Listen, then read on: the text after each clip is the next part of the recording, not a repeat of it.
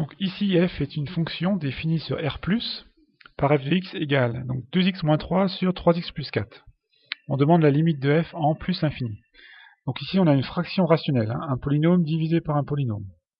Donc méthode générale pour les fractions rationnelles, il faut factoriser par le terme de plus haut degré, donc x au numérateur et puis x au dénominateur. Pourquoi on fait ça? Parce que si on a un polynôme sur un polynôme, regardez, si je cherche la limite du numérateur, 2x moins 3, quand x tend vers plus l'infini, on obtient plus l'infini. Et puis la limite du dénominateur, 3x plus 4, quand x tend vers plus l'infini, on obtient plus l'infini.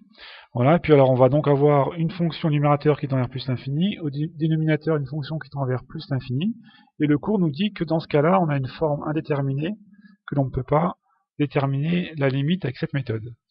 Donc, ceci est à proscrire.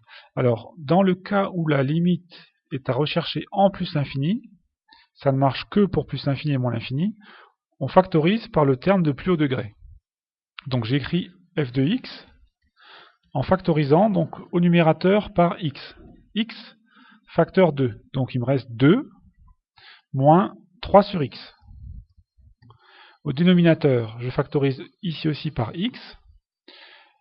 Il me reste 3 plus 4 sur x. Voilà. Je simplifie. Donc là, je peux simplifier par x.